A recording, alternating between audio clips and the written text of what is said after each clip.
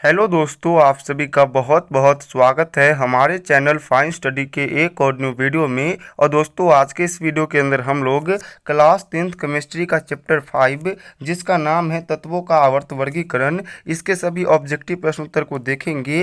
तो वीडियो को आप लोग शुरू से लेकर के अंत तक देखते रहिएगा।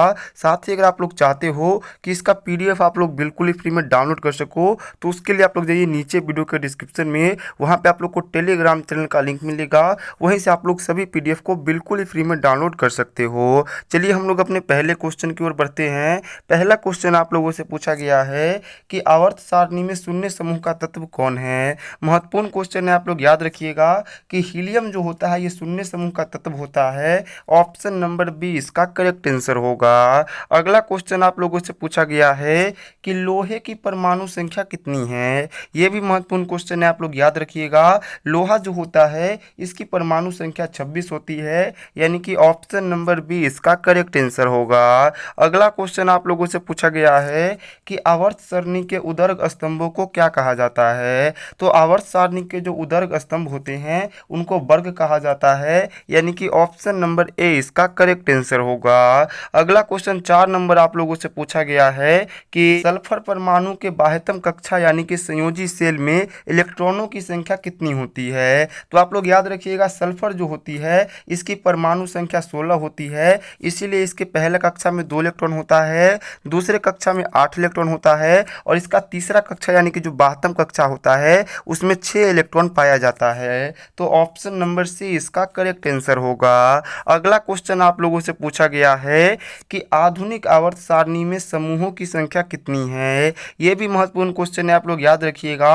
आधुनिक आवर्त सारणी जो है इसमें समूहों की संख्या 18 होती है, यानी कि ऑप्शन नंबर डी इसका करेक्ट आंसर होगा। अगला क्वेश्चन आप लोगों से पूछा गया है कि आवर्त सारणी में कितने आवर्त है। इंपॉर्टेंट क्वेश्चन है, आप लोग याद रखिएगा। अगर आवर्त सारणी में आवर्तों की संख्या की बात किया जाए तो आवर्त सारणी में 7 आवर्त पाए जाते हैं। ऑप्शन नंबर ए इसका करेक्ट आंसर होगा। अगला क्वेश्चन आप लोगों से पूछा गया है कि अष्टक का नियम निम्नलिखित में से किसके द्वारा प्रस्तुत किया गया। तो अष्टक का जो नियम था वो आप लोग याद रखिएगा, न्यूलैंड्स के द्वारा प्रस्तुत किया गया। ऑप्शन नंबर डी इसका करेक्ट आंसर होगा। अगला क्वेश्चन आप लोगों से पूछा गया है कि निम्नलिखित में से कौन अक्रिय गैस है। ये काफ़ी इंपॉर्टेंट क्वेश्चन है, आप लोग याद रखिएगा कि हीलियम जो होता है उसको अक्रिय गैस के नाम से जाना जाता है। ऑप्शन नंबर बी इसका करेक्ट आंसर होगा। अगला क्वेश्चन आप लोगों से पूछा गया है कि पोटेशियम का बाह्यतम सेल में कितने इलेक्ट्रॉन विद्यमान हैं। तो देखिए, पोटेशियम जो होती है इसकी परमाणु संख्या 19 होती है, इसीलिए इसके पहला कक्षा में 1 इलेक्ट्रॉन रहता है, दूसरा कक्षा में 8 इलेक्ट्रॉन रहता है, तीसरे कक्षा में भी 8 इलेक्ट्रॉन रहता है, और इसका जो बाह्यतम सेल होता है यानी कि चौथा कक्षा, इसमें 1 इलेक्ट्रॉन बचता है। तो ऑप्शन नंबर ए इसका करेक्ट आंसर होगा। अगला क्वेश्चन आप लोगों से पूछा गया है 10 नंबर कि सोना की परमाणु संख्या कितनी है। तो सोना का आप लोग याद रखिएगा परमाणु सूत्र होता है AU, और इसकी परमाणु संख्या होती है 79, यानी कि ऑप्शन नंबर ए इसका करेक्ट आंसर होगा। अगला क्वेश्चन आप लोगों से पूछा गया है 11 नंबर कि आवर्त सारणी के प्रथम आवर्त के में तत्वों की संख्या कितनी है। इंपॉर्टेंट क्वेश्चन है, आप लोग याद रखिएगा। आवर्त सारणी का जो प्रथम आवर्त है उसमें तत्वों की संख्या 2 होती है। ऑप्शन नंबर ए इसका करेक्ट आंसर होगा। अगला क्वेश्चन आप लोगों से पूछा गया है कि निम्नलिखित में से कौन सा उत्कृष्ट तत्व है। इंपॉर्टेंट क्वेश्चन है, आप लोग याद रखिएगा।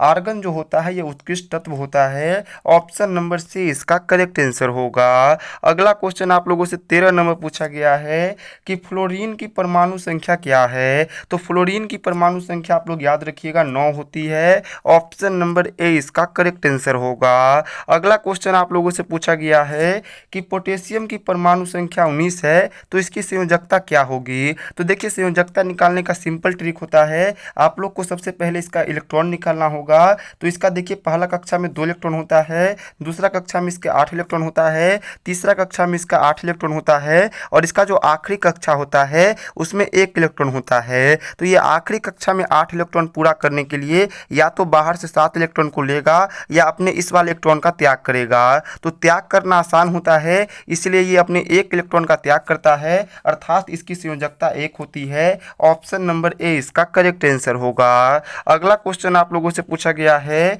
कि ओजोन का आणविक सूत्र क्या होता है। तो ओजोन का आणविक सूत्र आप लोग याद याद रखिएगा O3 होता है, यानी कि ऑप्शन नंबर बी इसका करेक्ट आंसर होगा। अगला क्वेश्चन आप लोगों से पूछा गया है कि कैल्शियम की परमाणु संख्या क्या है। इंपॉर्टेंट क्वेश्चन है, याद रखिएगा।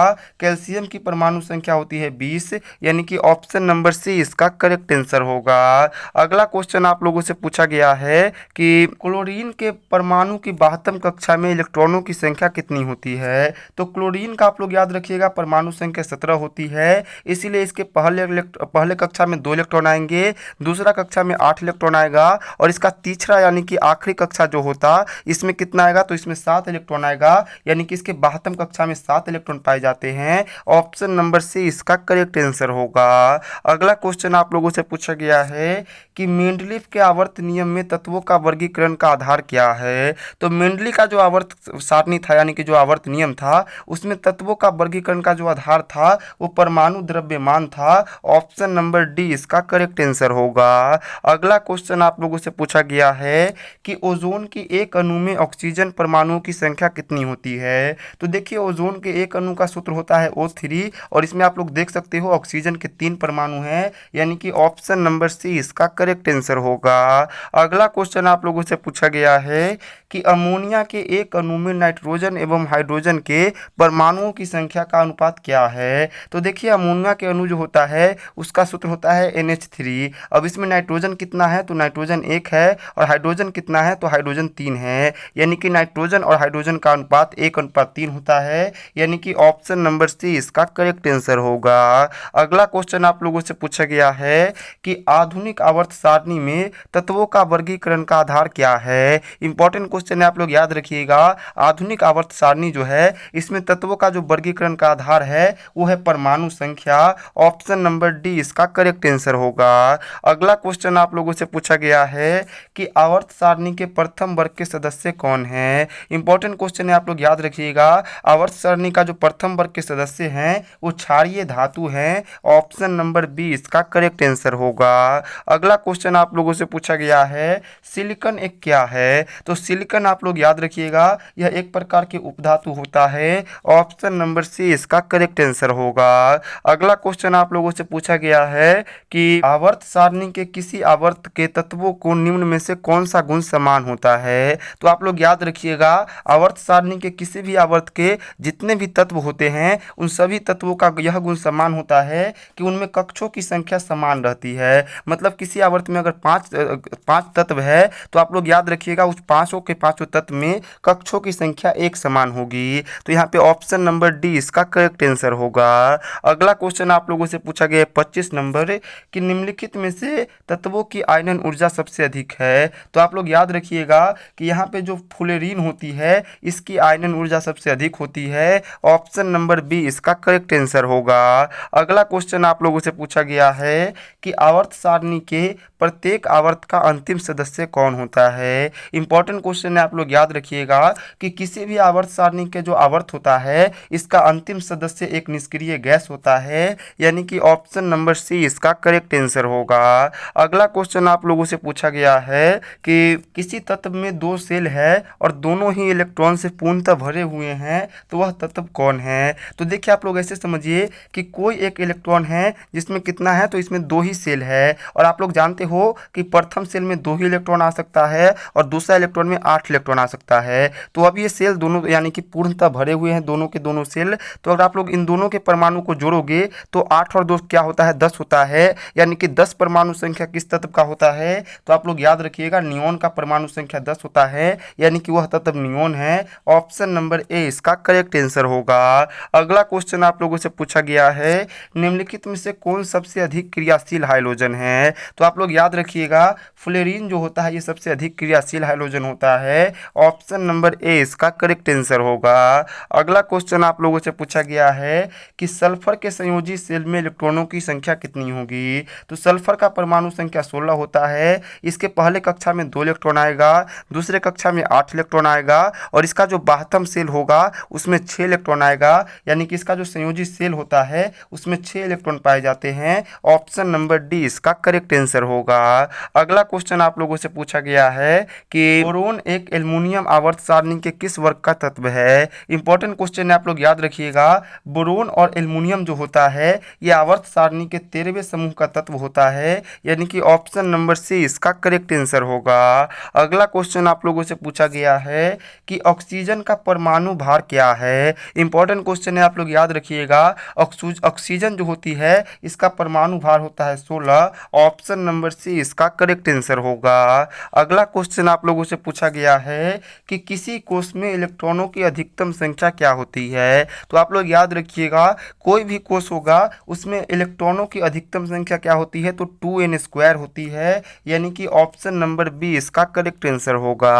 अगला क्वेश्चन आप लोगों से पूछा गया है कि आधुनिक आवर्त सारणी की क्षैतिज कतारें निम्नलिखित में से क्या कहलाती है। तो आप लोग याद रखिएगा, आधुनिक आवर्त सारणी की जो क्षैतिज कतारें होती है उनको आवर्त कहा जाता है। ऑप्शन नंबर ए इसका करेक्ट आंसर होगा। अगला क्वेश्चन आप लोगों से पूछा गया है कि आधुनिक आवर्त सारणी में बाएं से दाएं ओर जाने पर परमाणु का साइज क्या होता है। तो आप लोग याद रखिएगा, आवर्त सारणी में अगर आप लोग बाएं से दाएं ओर जाते हैं तो परमाणु का जो साइज है वो बढ़ता है, यानी कि ऑप्शन नंबर ए इसका करेक्ट आंसर होगा। अगला क्वेश्चन आप लोगों से पूछा गया है कि आधुनिक आवर्त सारणी में क्षैतिज कतारों की संख्या कितनी है। तो देखिए, क्षैतिज कतारों को आवर्त कहा जाता है और हम सभी जानते हैं कि आधुनिक आवर्त सारणी में आवर्तों की संख्या 7 है, यानी कि ऑप्शन नंबर बी इसका करेक्ट आंसर होगा। अगला क्वेश्चन आप लोगों से पूछा गया है कि बोरोन का परमाणु भार क्या है।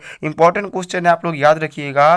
बोरोन जो होता है इसका परमाणु भार होता है 11, यानी कि ऑप्शन नंबर बी इसका करेक्ट आंसर होगा। अगला क्वेश्चन आप लोगों से पूछा गया है कि कार्बन आवर्त सारणी के किस वर्ग का सदस्य है। इंपॉर्टेंट क्वेश्चन है, आप लोग याद रखिएगा।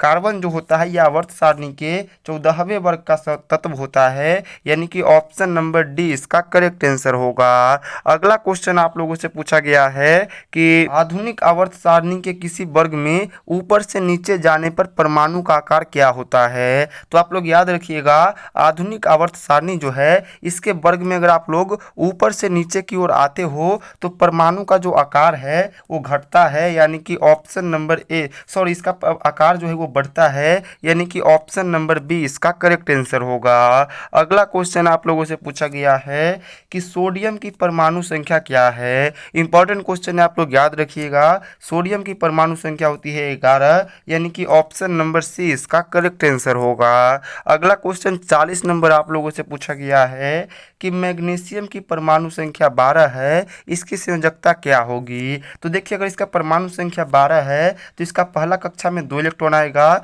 दूसरा कक्षा में इसका 8 इलेक्ट्रॉन आएगा और इसका जो आखिरी कक्षा होगा इसमें 2 इलेक्ट्रॉन आएगा। और चूंकि ये अपना अष्टक पूरा करना चाहता है इसीलिए ये आखिरी वाला 2 इलेक्ट्रॉन को दान करेगा, इसीलिए इसकी संयोजकता क्या होगी, तो इसकी संयोजकता 2 होगी। ऑप्शन नंबर बी इसका करेक्ट आंसर होगा। अगला क्वेश्चन आप लोगों से पूछा गया है कि आवर्त सारणी के किसी समूह के सभी तत्वों की संयोजकता क्या होती है। महत्वपूर्ण क्वेश्चन है, आप लोग ध्यान रखिएगा कि आवर्त सारणी का कोई भी समूह है तो उस तत्व का जितना भी संयोजकता होगा उस सभी का सभी संयोजकता एक समान होगा, यानी कि ऑप्शन नंबर ए इसका करेक्ट आंसर होगा।